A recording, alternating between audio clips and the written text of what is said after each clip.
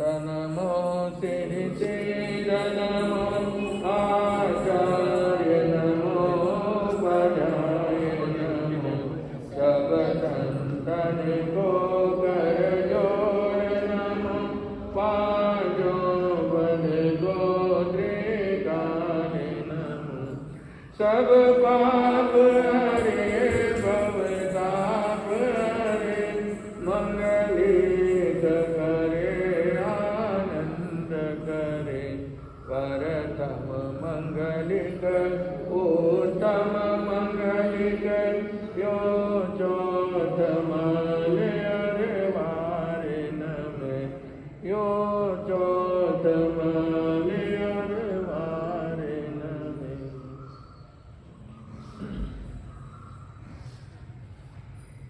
अरिहंत देवादिदेव चरम तीर्थंकर शास्त्र नायक श्री भगवान भाभी स्वामी, उन प्रभु ने संसार के जीवों को मोक्ष का मार्ग बताया।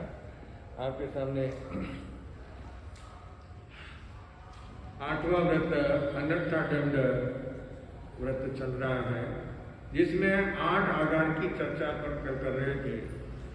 तो जिसके अंदर बताया कि आत्मरक्षा के लिए, अपनी रक्षा के लिए जो है जीवन के ऊपर अगर कोई ऐसा प्रहार कर रहा है, वो मारने के लिए आ रहा है, तो आप उसकी अपनी रक्षा के लिए सामने वाले का प्रतिकार कर सकते हैं, सामने वाले को धक्का दे सकते हैं, सामने वाले के ऊपर आप प्रहार कर सकते हैं। अपनी रक्षा के लिए अगर आपको कुछ भी करना पड़े तो भी आपके लिए क्या है, आसार है, छूट है।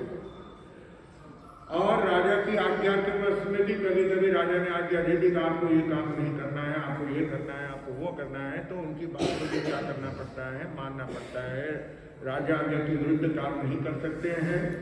तो इस प्रकार जो है, और जाति और तथा परिवार, जाति यानी जो समाज है, आप जिस समाज के अंदर रहते हैं, समाज के साथ में चलना जरूरी होता है। समाज से आप अलग नहीं रह सकते। समाज से अगर आप अलग रहेंगे तो आपकी कोई वैल्यू नहीं रहेगी, आपको गांव में कोई पूछेगा नहीं, आपको कोई जो है बाहर का भी कोई आएगा तो कोई पूछेगा भाई साहब तो समाज से जुड़ा हुआ नहीं, इसलिए हम उसके विषय में कुछ भी जानते हैं नहीं है। इसलिए जाति समाज के साथ में जुड़ना आवश्यक होता है। कभी कभी कोई कांड हो जाता है तो उनको समाज से जो है क्या करते हैं, बहिष्कृत कर देते हैं, गांव समाज से बाहर कर देते हैं। फिर उनको बहन बेटी आना जाना लेना देना सब क्या होता है, सब बंद हो जाता है। हुक्का पानी सब बंद, हमारे में राजस्थान में बोलते हैं हुक्का पानी बंद, यानी कि फिर आपका आना जाना वगैरह, खाना पीना वगैरह, मिलना जुलना सब क्या हो जाता है, बंद हो जाता है। तो ऐसी परिस्थिति जो है होती है, तो फिर उसमें मान लो घर के अंदर कोई लड़का लड़की है तो उसकी ब्याह शादी कराना भी बहुत मुश्किल हो जाता है, बहुत मुश्किल हो जाता है।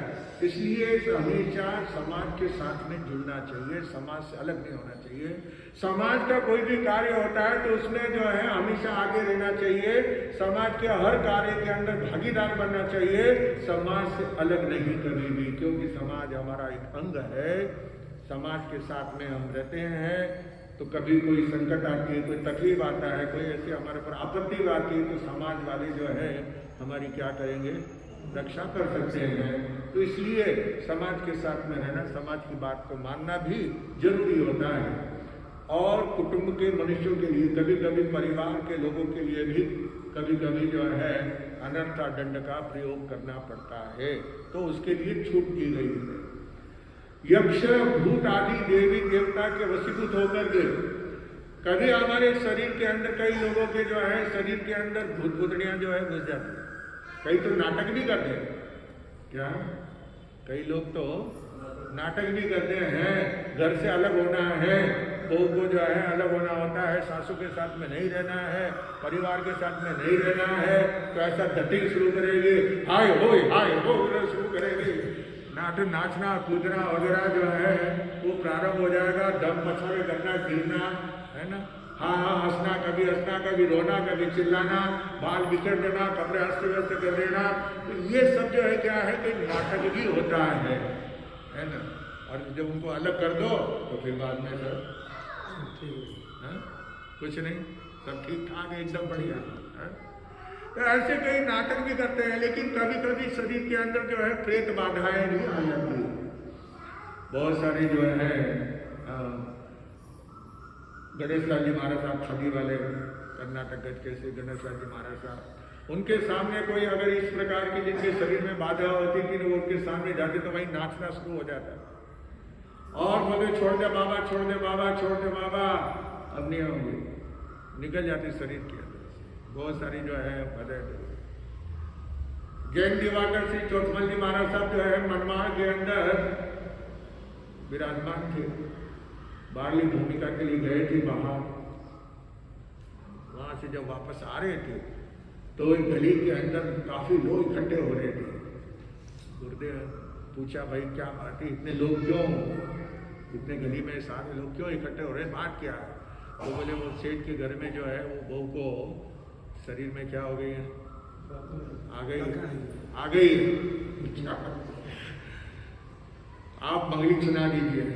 युवानंद जी महाराज साहब ने जैसे कदम बढ़ाया वहां पे घर के अंदर प्रवेश किया, वैसे ही वो चिल्लाना शुरू कर दिया, इस बाबा को ये बाबा को क्यों लेके आए, बाबा को क्यों लेके आए, बाबा को रवाना करो, बाबा रुक जाओ, रुक जाओ। लेकिन बाबा जो है युवानंद जी महाराज आगे सामने बढ़ते चले गए और मंगल पाठ सुनाते हुए उसके शरीर में से वो रफू चक्कर हो, बट अब कभी नहीं होंगे। तो ऐसी जो है अनेक महापुरुषों के सामने ऐसी अनेक घटनाएं होती हैं कि और शरीर के अंदर भूत प्रेत बाधाएं जो है वो क्यों होता है, या तो हमारा पूर्व जन्म का कोई गैर होता है, दुश्मनाहट होती है, पिछले जन्म के अंदर हमने उसको तकलीफ दी होती है और वो कभी वो व्यंतर देव जब प्रेत योनि के अंदर चले जाते हैं, भूत प्रेत बन जाते हैं, तो वो हमको तकलीफ देते हैं। पहले हमने उनको तकलीफ दी होती तो वो फिर वो भूत प्रेत माता बन करके तकलीफ देते हैं। या फिर उनके जहां वो रहते हैं वहां पे अगर कोई हम गंदगी कर देते हैं, बाथरूम वगैरह कर देते हैं, लेटरिन वगैरह कर देते हैं, तो उससे भी वो नाराज हो जाते हैं कि तुमने हमारे घर में आकर के क्यों गंदगी की है, तो उससे भी वो नाराज हो जाते हैं और वो दंडित करते हैं, उनके शरीर में प्रवेश करके उसको कष्ट पहुंचाते हैं, तकलीफ देते हैं। तो इस प्रकार की कभी बाधा अगर शरीर में हो जाती है तो उसके लिए छूट दिया गया है अन्यथा दंड। तो जिस तरह से आप परीक्षित पर्व के अंदर सुनेंगे, हमेशा हर साल भी सुनते हैं और इस बार भी आप सुनेंगे, अर्जुन माली के शरीर के अंदर यक्ष आ गया उसके शरीर में, है ना, तो रोजाना वो क्या करता था, 7 जनों की हत्या करता था, 6 पुरुष और एक स्त्री, 7 जनों की रोजाना 6 महीने तक उसने क्या किया है, 1144 लोगों को उसने क्या कर दिया था, खत्म कर दिया। किसके वशीभूत होकर के, यक्ष के वशीभूत होकर के। यक्ष ने उसके शरीर में प्रवेश किया जिसके कारण जो है वह उसने निरंतर बिना कारण के, ठीक है, जिन्होंने अपराध किया था उनको मारा, उनको दंडित किया, वो बात बराबर है, परंतु निरंतर बिना कारण के जिन लोगों ने कोई अपराध नहीं किया था उनको भी यक्ष के वशीभूत होकर के अर्जुन माली ने क्या किया, जो भी उधर जंगल में से निकलता था उसको मौत के घाट उतार देता। अब आप देखिए, जैसे कोई भी होता है, काम तो एक जगह करता है लेकिन बदनाम सब होते हैं। महात्मा गांधी को जो है गोडसे ने गोली मारी लेकिन पूरा महाराष्ट्र बदनाम हुआ है। इंदिरा गांधी को गोली मारी 2 जनों ने, सतवंत सिंह और बेन सिंह, है, लेकिन पूरा सिख समाज क्या हो गया, सैकड़ों लोग मारे गए उन 2 की वजह से। वो तो मरे ही मरे, लेकिन उसकी वजह से सैकड़ों लोग क्या हो गए, मारे गए। कितना नुकसान हुआ, करोड़ों, क्योंकि दुकानें जला देते हैं, बाजार में तांडव नृत्य करते हैं, लूट लेते हैं, तो कितना नुकसान होता है लोगों का। तो ये इस प्रकार के जो होते हैं कांड, तो इसको कहते हैं अनर्थ दंड। बिना कारण के, बिना अपराध के किसी को दंडित करना, किसी को सजा देना, ये अनर्थ दंड होता है। लेकिन कभी कभी जो है इन यक्ष वगैरह भूत प्रेत आदि के वशीभूत होकर के राजा की आज्ञा से या परिवार से या जाति से या कुटुंबी जनों की वजह से, मनुष्यों की वजह से कभी जो है इनका ये अपवाद है, क्या है, अपवाद के रूप में छूट दी गई है। सेवन करना पड़े तो इनका आधार है। इन आगरों के सिवा में जन्म पर्यंत अनर्थ दंड का मन वचन काय से त्याग करता हूँ। यानी जो 8 बातें बताई है उन 8 का आगार का रखा गया है, उसके अलावा बाकी मैं मन वचन काय से किसी भी जीव को बिना कारण के मैं किसी को भी दंड नहीं दूंगा, दंडित नहीं करूंगा, सजा नहीं दूंगा, उनको नुकसान नहीं पहुंचाऊंगा। इस प्रकार का जो है ये पंचकांड देते हैं। न मैं स्वयं करूंगा न दूसरों से कराऊंगा। क्या खुद भी कई लोग क्या होते हैं, कई लोग जो है बड़े उस्ताद होते हैं, खुद तो जो है अलग रहते हैं और दूसरों को क्या कर देते हैं, आगे कर देते हैं। तो वो उसको क्या कहते हैं, दूसरे के कंधे के ऊपर बंदूक रख करके चलाने वाले। क्या अब देखो, मैं आपको सीधी उदाहरण देकर के बताता हूँ, समझाता हूँ आपको। कपड़े की दुकान वाले हैं ना, कोई है कपड़े की दुकान वाला, तो कपड़े की दुकान में तो गए होंगे ना, है ना। कपड़ा लेने के लिए कहाँ जाना पड़ता है, कपड़े की दुकान। ज्वेलरी की दुकान में तो नहीं मिलेगा, ज्वेलर्स के अंदर कपड़े की दुकान में कपड़ा ही नहीं रहेगा। तो कपड़ा लेने के लिए जाते हैं, तो कपड़े की दुकान के अंदर क्या होता है कि 2 चीजें होती है। एक होता है गज और एक होती कैंची, है ना, कैंची और गज। अब दोनों का क्या काम है, दोनों का अलग अलग काम है। गज जो है बहुत बदमाश है। क्या है, हाँ बदमाश है, बड़ा नीचा है गज। गज क्या करता है, वो नापता है, बताता है वो कितना मीटर आपको लेना है, कितना गज लेना है, या मीटर हो जो भी हो, है ना, वो नापता है। नाप करके वो निशान बताता है कि यहाँ से काटो, और खुद अलग हो जाता है। क्या गज क्या करता है, निशान बताता है कि यहाँ से काटो, और वो खुद अलग हो जाता है। और कैंची क्या करती है, उसको काटती है ना। तो अब उनकी वैल्यू क्या है, भले उनकी कीमत बहुत ज्यादा होती है।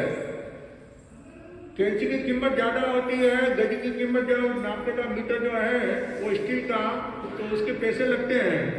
कितना रुपया मांगे मालूम नहीं, आपने कोई काम ही नहीं पड़ा आपने, है। जिसके जो कपड़े का काम है तो उसको मालूम होता है। तो दोनों की कीमत ज्यादा होती है। तीसरी एक होती है सुई। अब सुई की क्या कीमत है, वो तो आप खरीदते हो ना घर के अंदर काम लेने के लिए, है ना। सुई की क्या कीमत है, एक सुई लेके आते हैं, कितना रुपया लगे, पहले तो 1 पैसा में आती थी, 1 पैसा के अंदर आती थी सुई, है। तो मान लो 1 रुपया उसकी कीमत, और 150 रुपये कैंची जो है ना, 150 रुपये से कैंची तो खरीदते होंगे ना, बड़ी कैंची कपड़े की दुकान में तो बड़ी होती है, छोटी काम नहीं आती। अपने घर में तो कब छोटा काम होता है तो वो छोटी कैंची काम आती है। 300 रुपया, तो अब कहाँ 1 रुपये की सुई और कहाँ 300 रुपये की कैंची। और गज है वो भी 100-200 रुपये से कम नहीं होगा, स्टील का है ना, गज नापने का मीटर है ना, तो वो भी इतना होता है कीमती, लेकिन उनका कोई वैल्यू नहीं है। काम होते ही तो उसको नीचे पटक देते हैं। दुकान वाला गज नापा, उसको नीचे पटक दिया, कैंची कट गया, पाँव के नीचे, वो गाड़ी के नीचे जो है ना, उसको पाँव के नीचे दबा देते हैं उसको, है ना। लेकिन सुई, क्योंकि ये दोनों जो है नाप बताता है गज, और कैंची क्या करती है, काटती है। तो इनकी ये वैल्यू है कि वो काम होते कि उनको पटक दिया जाता है। लेकिन सुई की जो कीमत 1 रुपये वाली होती है, काम करते करते धागा खत्म हो गया तो उसको इधर उधर नहीं पटकेंगे। सुई को कभी काम करते करते अभी काम बाकी है तो कभी कभी मुंह के अंदर दांतों के बीच में भी सुई को जो है क्या कर लेते हैं, पकड़ लेते हैं, है ना। और या फिर जो है पहले जमाने में लोग टोपी पहनते थे, पगड़ी बांधते थे, साफा बांधते थे, तो उसके अंदर लगा देते थे, है ना। और नहीं तो रील जो गट्टी होती है उसके अंदर लगा करके उसको सुरक्षित वापस क्या करते हैं, पटकते नहीं है इधर उधर, क्योंकि उसकी वैल्यू है। भले उसकी कीमत कम है लेकिन उसकी वैल्यू है। क्यों? कीमत वो तो काटते हैं, निशान बताते हैं और वो काट करके भाग जाते हैं, लेकिन सुई क्या करती है, कटे हुए को जोड़ती है। इसलिए उसकी क्या है, इज्जत है। तो इसलिए कहते हैं कि ये कुछ लोग होते हैं दूसरों के कंधे के ऊपर बंदूक रख करके चलाने वाले होते हैं। आप तो खुद आराम से अलग हो जाते हैं तो भाई हमने तो कुछ नहीं किया, जो किया जो वो आगे बढ़, है ना। कुछ कम ज्यादा हो तो कुछ अध्यक्ष साहब संभाले, क्या अध्यक्ष के ऊपर आ जाए वो है ना। तो ये इसलिए कहते हैं अनर्था दंडम, मनोवचन काय से न मैं खुद करूंगा और न मैं किसी को करने के लिए कहूंगा, और न करने वाले का अनुमोदन भी नहीं करना।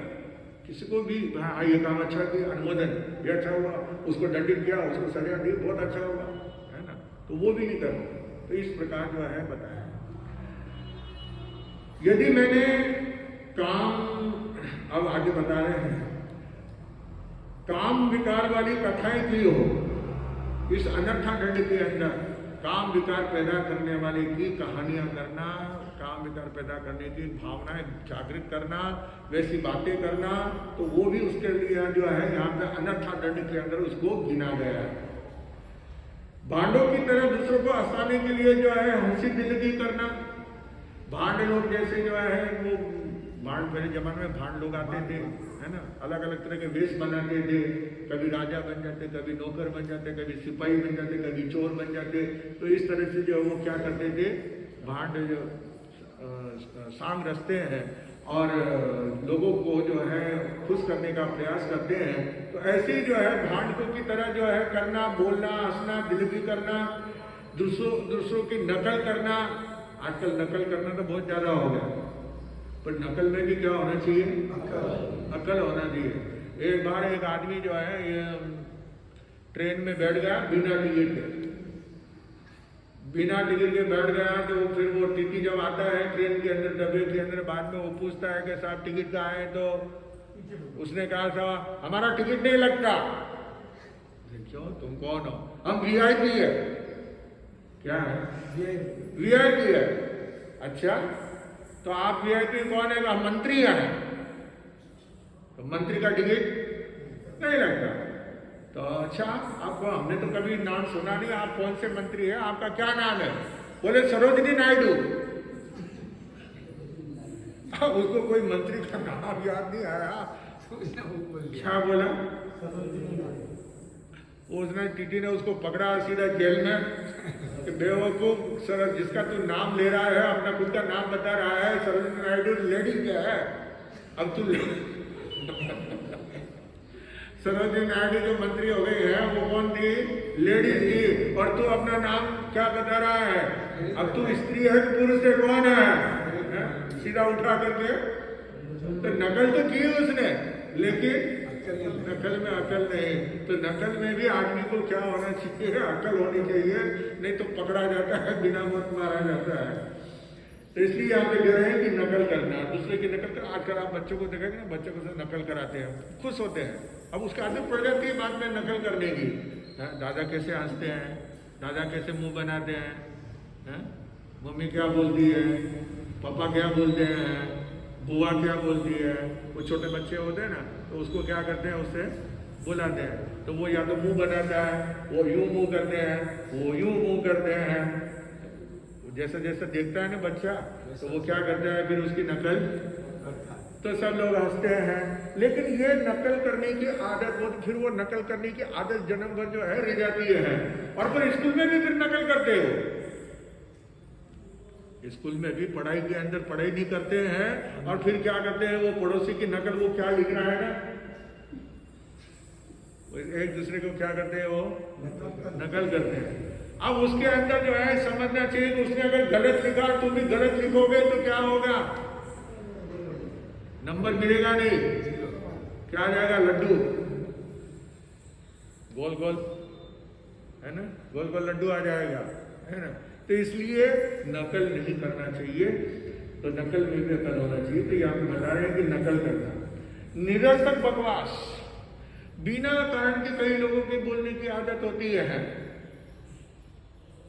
एक आदमी यानी बिल्कुल समझ नहीं थी कैसी बातें करते हैं वो। एक आदमी गया बाबा जी के पास में, और बाबा जी से कहा, बाबा जी मेरा जरा कुछ न कुछ रास्ता निकालो, मैंने अभी शादी नहीं हो रही। क्या नहीं हो रही? शादी नहीं हो रही है, बाबा जी रास्ता निकालो, कुछ बताओ। अच्छा भाई बैठो। फिर बाबा जी ने कुछ सोचा और कहा, तुम्हारे कितने बच्चे हैं? किसको पूछा? अरे अभी तो शादी नहीं हुई, तुम बच्चे की बात कर रहे हो। यानी अब वो दिमाग किधर है? क्या है? निरर्थक, कोई जरूरत नहीं है पूछने की, आवश्यकता नहीं है। हमारे साथ में भी ऐसी घटना हुई थी 72 के अंदर। एक कर्नाटक में यहीं पे हम जब विचरण कर रहे थे तो एक भाई साथ में जो है वो लड़का आदमी साथ में रखा था इधर। तो एक दिन ऐसे बैठे हुए थे तो गुरु महाराज ने जो है बातचीत चल रही थी, इंदिरा गांधी के विषय के अंदर बात चल रही थी। तो इंदिरा गांधी के जो है 2 बेटे हैं, राजीव और संजय गांधी। तो बात अब थोड़ी देर वो लड़का बैठा रहा, फिर उसके बाद में गुरु महाराज को पूछता है तो भाई इंदिरा गांधी की शादी हुई कि नहीं?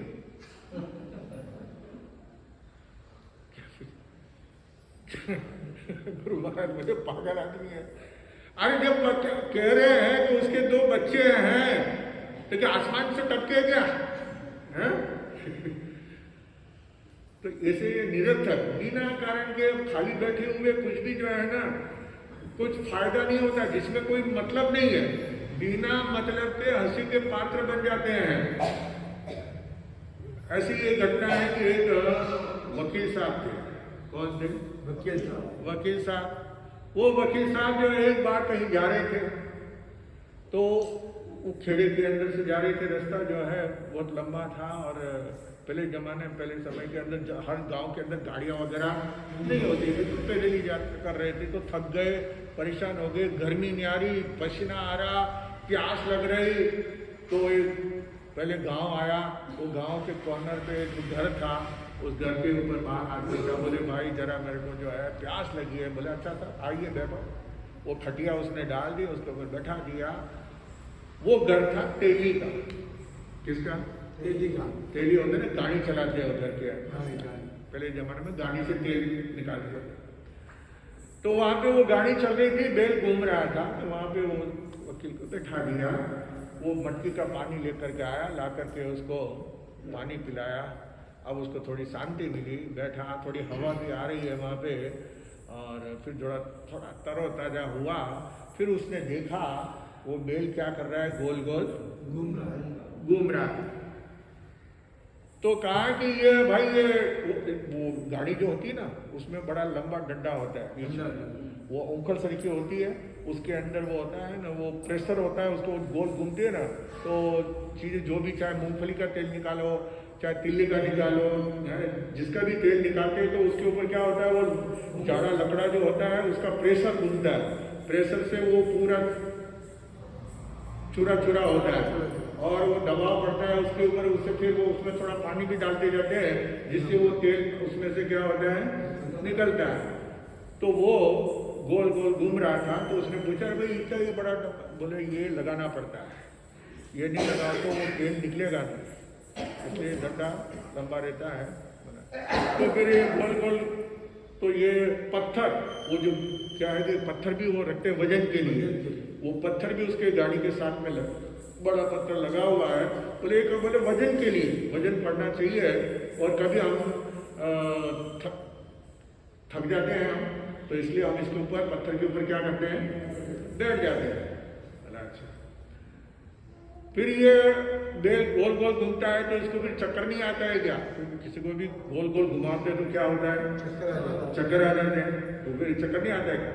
बोले नहीं, इसको क्या करें, हमने हाथ में चश्मा लगाया, पट्टा, वो एक चमड़े का जो है ना, वो पट्टा 4 कोने वाला वो आता है, तो वो लगा देते हैं उसके आंखों के ऊपर दोनों तरफ में, जिसके कारण जो है तो उसको चक्कर नहीं आता, उसको पता नहीं चलता, वो समझता है मैं चल रहा हूँ या गोल गोल घूम रहा हूँ, उसको मालूम नहीं पड़ता है। अच्छा, अब फिर कहा अच्छा इसके गले में ये घंटी क्यों बांधी?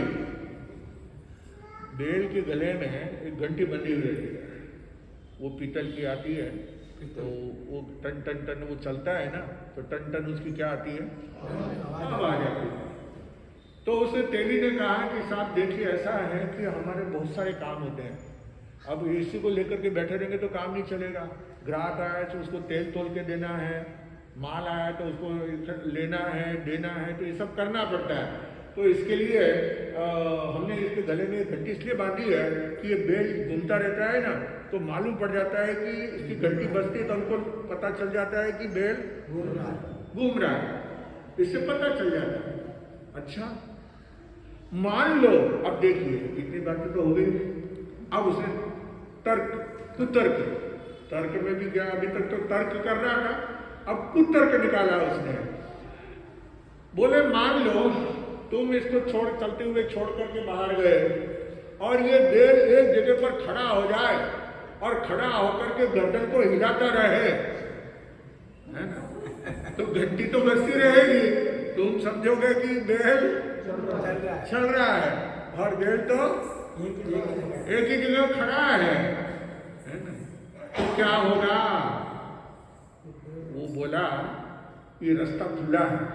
तेली बोला किसको? वकील को, कि तुम वकील हो ना, ये रास्ता खुला है, यहाँ से निकल जाओ। मेरा बेल जो है ना इतना बदमाश नहीं है, लेकिन तुम्हारी सोबत लग जाएगी ना, तुम्हारी सोबत लग जाएगी, तुम्हारा रंग लग जाएगा, तो जो है वही बदमाश हो जाएगा। अभी उसने ऐसा सीखा नहीं है, पर तुम इस तरह से ही तुम बोल रहे हो जैसे वो नकल करना वो सीख गया, तो मेरी मुश्किल खड़ी हो जाएगी, इसलिए तुम यहाँ से क्या करो, रवाना हो जाओ। तो ऐसे लोग, कुछ लोग होते हैं कुतर्क करने वाले, समाज के अंदर भी होते हैं, है ना, समाज में भी कुतर्क पैदा करने वाले लोग होते हैं। इसलिए कहते हैं कि तर्क तो करना, प्रश्न करना, प्रश्न का समाधान प्राप्त करना, लेकिन कभी भी कुतर्क नहीं करना। बाल के खाल नहीं निकालना, बाल के खाल कभी निकाल नहीं सकते हैं और कभी भी पूरा होने वाला नहीं है। कुतर्क करने वाले को कहते हैं प्याज का छिलका जैसे, प्याज का छिलका जैसे निकालते हैं ना, तो क्या निकलता है? कांदा है ना, कांदा प्याज है, उसका छिलका निकाला कि क्या निकलेगा अंदर में? छिलके ही छिलके हैं। एक छिलका निकलेगा, फिर दूसरा निकलेगा, तीसरा निकलेगा, निकलता जाएगा, उसमें कुछ भी नहीं है। तो इसी तरह से कुतर्क करने में कोई फायदा नहीं होता है, तो नकल में भी नहीं करना, ऐसा इसमें आप बता रहे हैं। निरर्थक, बिना कारण के बकवास नहीं करना, बिना प्रयोजन के, बिना कारण के, बिना कुछ अर्थ नहीं है, कोई मतलब नहीं है, निरर्थक शब्द का प्रयोग करना भी वर्जित किया गया है। और तलवार, उखल, मुसल आदि हिंसाकारी हथियारों का, औजारों का निष्प्रयोजन संग्रह करना, ये भी अनर्थदंड के अंदर आता है। जितना आपको आवश्यकता है, जिनकी जरूरत है, जो हमारे उपयोग में आता है, वह चीजें आप घर के लिए रख सकते हैं, परंतु ज्यादा ला करके रखने में उसका कोई फायदा नहीं है, सिवा कर्मों के बंधन के। और दूसरों को देने के लिए भी नहीं रखना।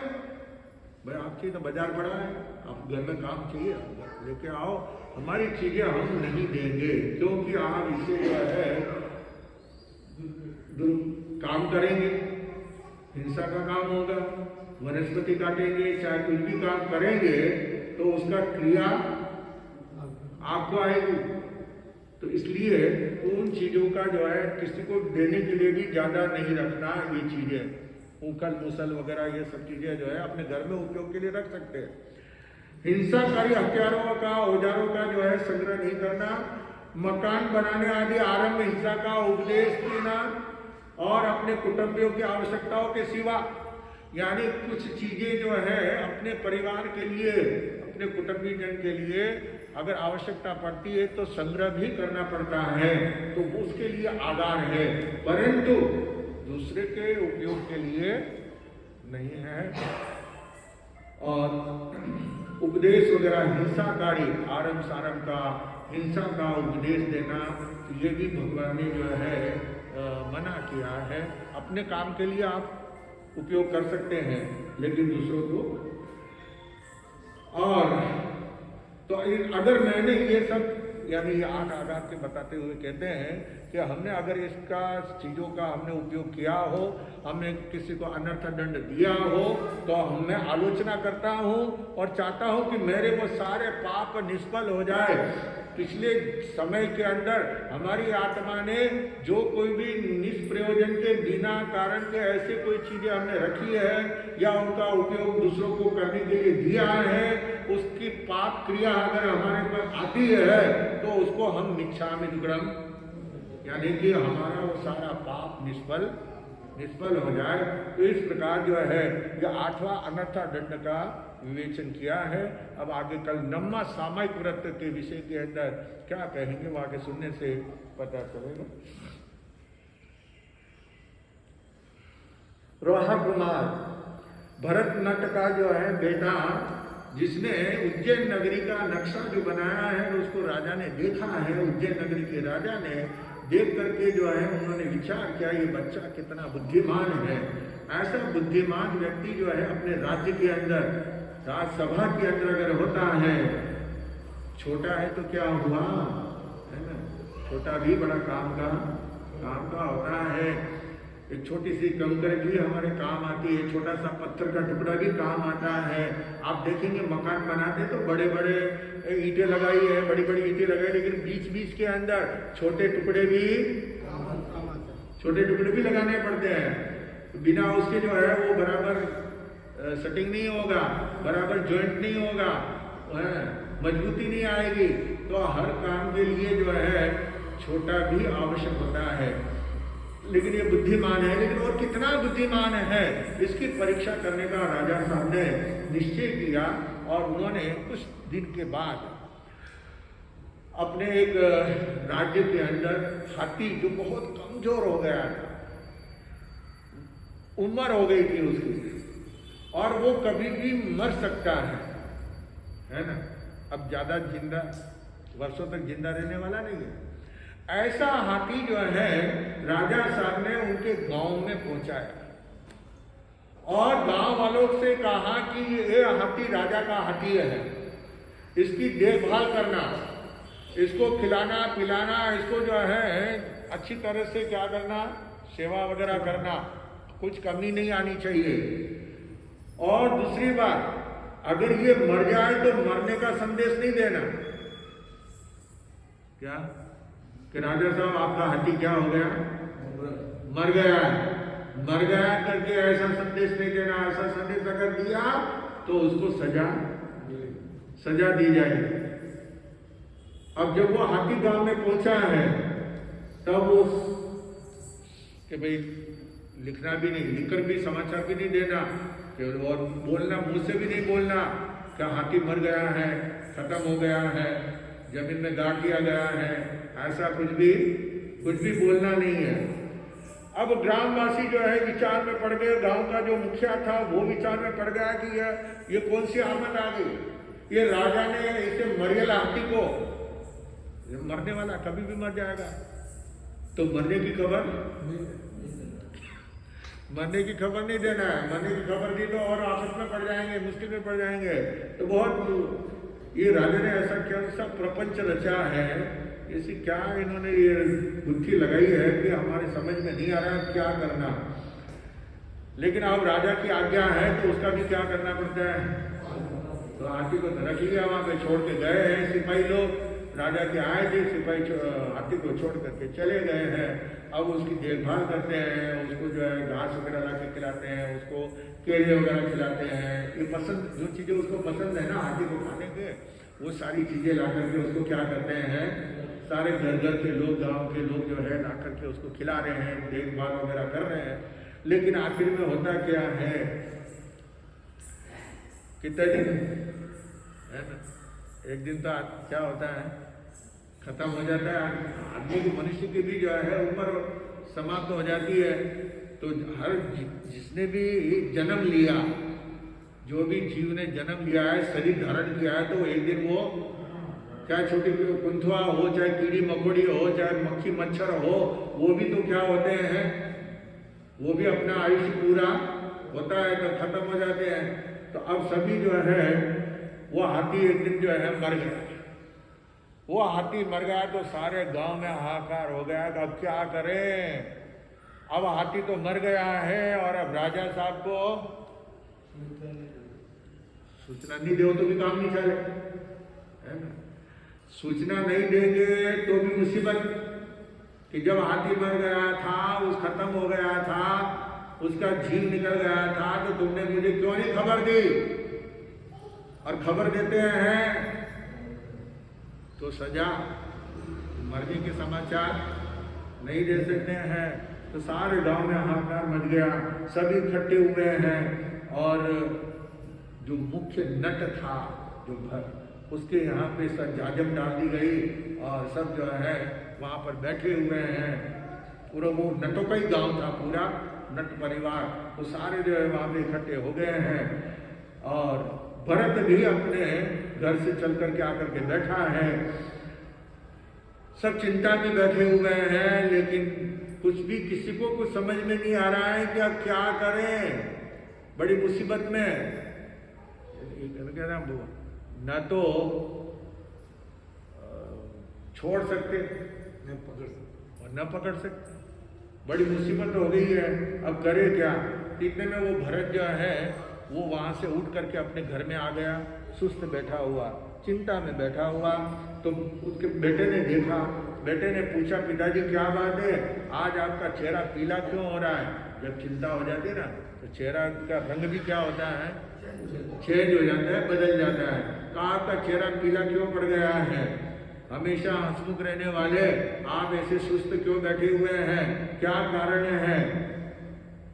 बेटे ने पूछा है, बोले आज बेटा आज तो ऐसी घटना हो गई है गांव के अंदर। बोले ऐसी क्या हो गया कि राजा साहब ने हाथी भेजा था, वो बहुत कमजोर मरियल, आज मरे कल मरे, जो तो ज्यादा दिन भी नहीं टिका, और वो तो आज क्या हो गया, खत्म हो गया। तो खत्म हो गया तो इसमें क्या चिंता है। अरे चिंता यह है कि राजा को खबर देना है, तो दे दो, दे दो बोले तो काम थोड़ी चलता है बेटा, दे दो बोलने से काम नहीं चलता। राजा को मरने की सूचना नहीं देना है, तो फिर क्या करना। तो अब ये बड़ी चिंता हो गई है। तो कहा पिताजी आप जो है चलिए सभा के अंदर। हाँ अब वो छोटा ही है ना, तो नट भी आकर के बैठ गया वापस, और वो लड़का जो है वो बाप की गोद में बैठा हुआ है। और वो पूछता है कि आप सबको क्या चिंता है। बोले हाथी है मर गया, इसकी खबर कैसे देना है। तो बोले आप क्यों चिंता करते हो, एक मैं रास्ता बताता हूँ, है ना। क्योंकि वो कौन था, होशियार था, बुद्धिमान था, है ना, बुद्धि थी उसकी। तो आप चिंता मत करो, मैं रास्ता बताता हूँ। बोले क्या, एक काम करो आप लेटर लिखो, मैं बोलता हूँ ऐसा लिखो। तो राजा साहब को जो है यहाँ गांव से नटों की तरफ से राजा साहब के चरणों में नमस्कार है। और विशेष समाचार यह है, आपका राज हाथी जो है यहाँ पे आपका सिपाही जो छोड़ के गया था, अब वो जो है उसने भूख हड़ताल कर दी है, खाना पीना छोड़ दिया है, न वो खा रहा है और न वो पी रहा है, न वो सांस ले रहा है। और बहुत कोशिश कर रहे हैं खिलाने की पिलाने की, लेकिन वो टस से मस नहीं हो रहा है। तो ऐसे समाचार लिखा दिए। अब वो एक व्यक्ति को वहां पे भेजेंगे, किसको भेजेंगे, बन जाएगा राजा को जाकर के वो कैसे वहां पे बोलेंगे और किस प्रकार जो है राजा उनसे प्रभावित होगा, वो आगे सुनने से पता चलेगा। आज का दिन आ गया है। कल मर्दन के श्री विशलाल जी महाराज साहब की जन्म जयंती, श्री राजस्थान वरिष्ठ प्रवर्तक श्री रूपचंद जी महाराज साहब की जन्म जयंती एवं उनकी पुण्यतिथि थी। और उसके साथ ही मेवाड़ भूषण प्रताप जी महाराज साहब की पुण्यतिथि, वह कल जो है जन्म जयंती द्वारा एकासना सामूहिक एकासना, कल कुछ नाम लिखे थे। आज का आखिरी समय है, अपने नाम जो है लिखा दीजिए फटाफट, है ना। कितने बजे तक, शाम को 5 बजे तक यार शाम को 5 बजे तक जो है ना क्योंकि व्यवस्था करने वाले तो और किसी के मन में आ जाए कि भाई व्यवस्था कर रहे हैं तो उनको कुछ उपहार देना है, तो वो व्यवस्था भी करे तो कैसे करे। इसलिए थोड़ा अपना टाइम फटाफट नाम लिखा दीजिए। करना है तो फिर नाम लिखाने में देरी नहीं करनी, चटपटनी पट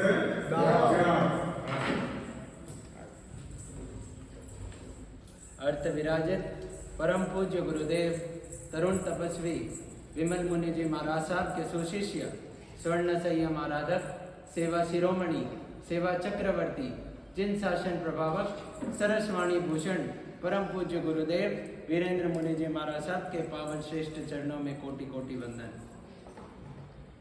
कुछ महत्वपूर्ण सूचनाएं आपके समक्ष रखनी है। उसके पहले आज शनिवार का दिन और श्रोताओं की परीक्षा का भी दिन है, तो इसीलिए सबसे पहले श्रोताओं की परीक्षा, उसके बाद कुछ महत्वपूर्ण सूचनाएं, कृपया सभी ध्यान दीजिए। श्रोताओं की परीक्षा के इस भाग में सबसे पहला प्रश्न महिलाओं के लिए, किस नदी के किनारे कौन सी नगरी के कितने बाजारों का वर्णन आया है? गुरुदेव के प्रवचन के दरमियान किस नदी के किनारे कौन सी नगरी के कितने बाजारों का वर्णन आया है? ये लगभग मेरे को लगता है पिछले 10 दिन 4-5 दिनों से यही कल भी बोला है, परसों भी बोला है, आज भी बोला पूरा हाँ सर। किस, और एक बार प्रश्न सुन लीजिए, किस नदी के किनारे कौन सी नगरी के कितने बाजारों का वर्णन आया है? उज्जैन नगरी के 84 किस नदी के किनारे? मेन बात वहीं पे अटक जाती है क्योंकि एक मिनट से पूरा प्रश्न पूरा जवाब दे दीजिए। किस नदी के किनारे कौन सी नगरी के कितने बाजारों का वर्णन आया है?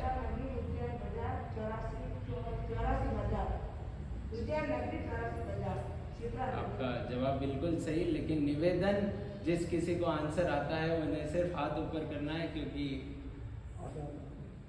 उन्होंने नदी का वो पहले नदी का नाम उन्होंने बता दिया, 2 नाम आपने बताए, जब वो पास कर देते ना तब बाद में बोलना, पहले नहीं बोलना। आपको अल्लाह है, क्योंकि आप ऐसे करने से हम सबको असमंजस में डाल देते हो कि बहुमान किसका करना है, आपका या आपका। दूसरा प्रश्न पुरुषों के लिए, जिन किन्हीं को इनका जवाब पता है कृपया हाथ ऊपर कीजिए। सौराष्ट्र केसरी की उपाधि किस महाराज साहब, सौराष्ट्र केसरी की उपाधि किस महाराज साहब की जय बोलते हैं? महाराज साहब प्रवचन के पश्चात, गुरुदेव प्रवचन के पश्चात सौराष्ट्र केसरी की उपाधि किस महाराज साहब की जय बोलते हैं?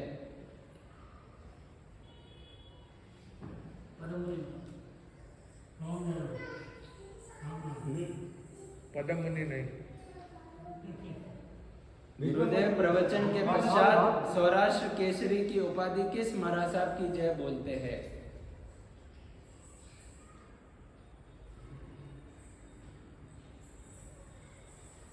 कोई और ऐसा? नहीं तो पास करते हैं। ये बोल रहे हैं नहीं, ये तो इन्होंने एडमिशन नहीं लिया स्कूल में, एग्जाम दे ही नहीं सकते। हाँ, महिलाओं में गुरुदेव प्रवचन के पश्चात सौराष्ट्र केसरी की उपाधि किन महाराज साहब की जय बुलाते हैं? सौराष्ट्र केसरी हम किसकी सौराष्ट्र केसरी की उपाधि किन महाराज साहब को दी गई? नहीं, क्या इसका जवाब है? प्राणलाल जी महाराज साहब, सौराष्ट्र केसरी प्राणलाल जी महाराज साहब। तीसरा आखिरी प्रश्न, संघ भी चाहता है कि किसी सदस्य का बहुमान हो तो इसे संघ को वंचित ना रखे। किसके नाखून और पंख का वर्णन प्रवचन के दरमियान आया है? किसके नाखून और पंख का वर्णन प्रवचन के दौरान आया है? महिलाएं पुरुष जो भी है, ये ओपन क्वेश्चन है सबके लिए। हाँ सर। उल्लू के नाखून और किसके पंख? ये गाड़ी आज स्टेशन तक पहुंच क्यों नहीं रही है? चालू होती है बीच में रुक जाती है। हाँ सर। बहुत बहुत धन्यवाद हर्ष। आपने बहुमान के लिए श्रीसंघ को मौका दिया, इसके लिए बहुत बहुत आभार। अभी हमारे बीच एक साधर्मिक बहन आई है, मैं उनसे निवेदन करता हूँ कृपया आगे पधारे। ये कहते हैं, ओम नमो नवकार मंत्र। महाराज साहब के चरणों में कोटि कोटि वंदन। श्रीमान मान्यवर सादर जय जिनेन्द्र। मैं जया बाई, मेरी 4 लड़कियां हैं। मुझे बीपी और नेक का प्रॉब्लम है। 1 साल से मेरी 2 लड़कियां पढ़ाई कर रही है। हमारे घर की आर्थिक स्थिति ठीक नहीं है।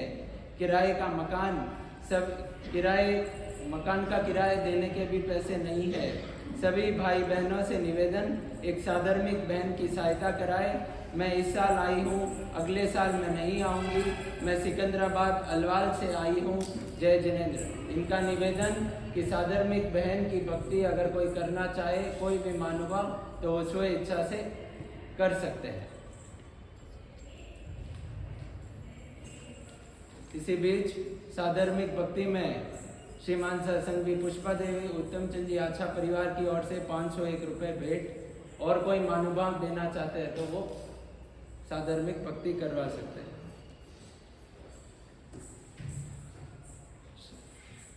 श्री वर्धमान स्थानकवासी जैन श्रावक संघ श्रीरामपुरम बेंगलोर के तत्वधान में जैन परिज्ञा की प्रभा के अंतर्मन को जगाए।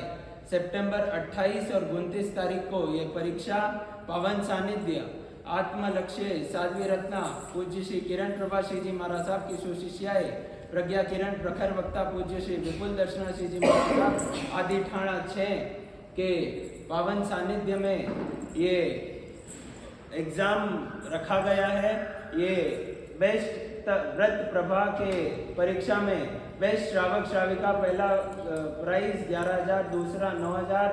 तत्व प्रभा में पहला प्राइज 9,000, दूसरा 7,000। श्रुत प्रभा के एग्जाम में पहला प्राइज 9,000, दूसरा 7,000।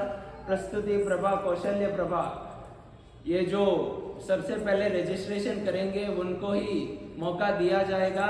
ये बड़ों के लिए है और छोटे बच्चों के लिए जो 7 से 11 वर्ष और 12 से 15 वर्ष के बच्चे हैं उनके लिए भी परीक्षा है श्रीरामपुरम स्थानक में। 8 जने का उसको ग्रुप करना। हाँ, वो जो भी है यहाँ पे प्रभावना के काउंटर के पास ये पोस्टर रखा जाएगा, तो जो भी इच्छुक सदस्य है वो कृपया पढ़कर अपना रजिस्ट्रेशन करावे। अभी जैसे कि आप सभी को ज्ञात है, कल गुरुदेव की पावनकारी निश्रा में मरुधर केसरी मिश्रीमल जी महाराज साहब, रूपचंद जी महाराज साहब और प्रतापमल जी महाराज साहब की पुण्यतिथि और जन्म जयंती यहाँ इसी मंडप हॉल में मनाई जाएगी, जिसके पश्चात भगवान नेमिनाथ भगवान का भव्यति भव्य जन्म महोत्सव की प्रस्तुति यहाँ होगी। तो इसीलिए कल गौतम प्रसादी, जैसे आप सभी को ज्ञात है, कल गौतम प्रसादी लाभार्थी परिवार श्री कपूर चंद जी खिवेसरा की तरफ से गौतम प्रसादी रखी गई है।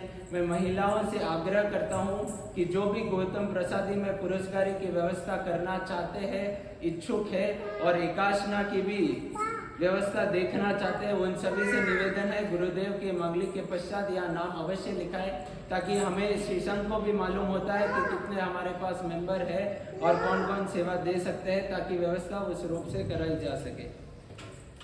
कल सकल जैन संघ के सभी सदस्य एवं युवा मित्र मंच के सभी सदस्यों से निवेदन है, कृपया अपनी नई ड्रेस जो मंडल की है वो पहनकर पधारे।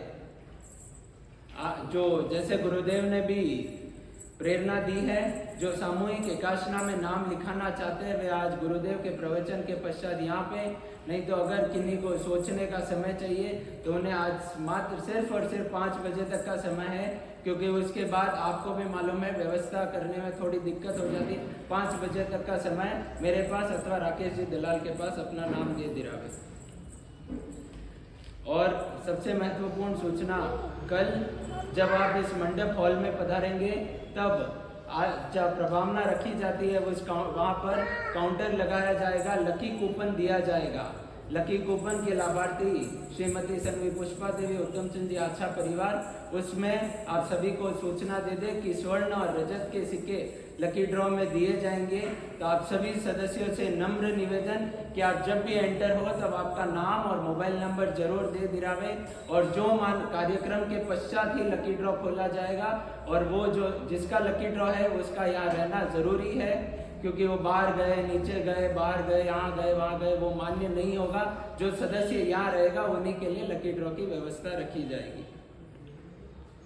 गौतम प्रसादी के लाभार्थी श्रीमान शाह कपूर चंद जी, ललित कुमार जी, सुनील कुमार जी खिवेसरा परिवार, उनका श्री संघ से बहुत बहुत आभार। कल सभी महानुभाव ज़्यादा से ज़्यादा संख्या में पधारे। गुरुदेव कल पौने 9 बजे ठीक भक्तांबर चालू हो जाएगा, और ठीक 9 बजे प्रवचन चालू होगा। सभी सदस्यों से निवेदन है कि 9, सवा 9, 9:30 बजे नहीं, कल ठीक 9 बजे पधारें, क्योंकि श्रमण संघ के महान पुरुषों की जीवन गाथा गुरुदेव के मुखारबिंदों से यहाँ की जाएगी। सभी से निवेदन ठीक 9 बजे यहाँ पधारें। और अंतिम सूचना, जो सामूहिक एकाशना करने वाले हैं उन सभी सदस्यों से निवेदन है कि थाली, कटोरी, आवश्यक बर्तन और धोवन पानी या गर्म पानी जो भी आप वापरते हैं वो अपने घर से लेकर पधारें, ताकि कोई लास्ट मोमेंट कंफ्यूजन ना हो। थाली, कटोरी, आवश्यक बर्तन, धोवन पानी या गर्म पानी आप जो भी वापरते हैं। सभी से निवेदन, हाथ जोड़कर निवेदन, ज़्यादा से ज़्यादा संख्या में पधारे। कल बच्चों की भी छुट्टी है, उसी हिसाब से यह कार्यक्रम रखा गया है। गुरुदेव की पावनकारी निश्रा में महापुरुषों की जीवन गाथा और नेमिनाथ भगवान का जन्म कल्याणक महोत्सव, ये देखने लायक होगा। ज़्यादा से ज़्यादा संख्या में पधारें। जो महिलाएं पुरस्कारी में सेवा देना चाहती है वह गुरुदेव के मांगलिक के पश्चात जरूर अपना नाम दे, और सामूहिक एकाशना में भी नाम। धन्यवाद। एकाशना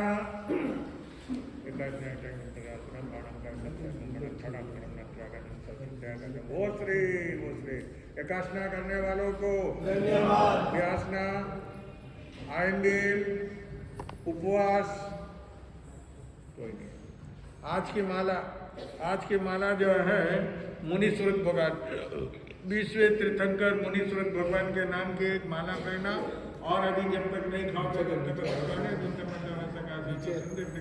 वो श्री पुरस्कारी करने वाले जो है सारी फोटो खिंचा जितनी देर पुरस्कारी करके रखी जा रही है, लास्ट तक पुरस्कारी आप नाम दे दीजिए। यहाँ इच्छुक सदस्य नहीं, संघ चाहता है कि सभी को मौका मिले, भाग लें। चतारी मंगलम सिद्धांत मंगलम देवले पनंत नमो मंगलम। चतारी लोकतमानि सिद्धांत लोकतमा साहु लोकतमा देवले पनंत धम्म लोकतमा। चतारी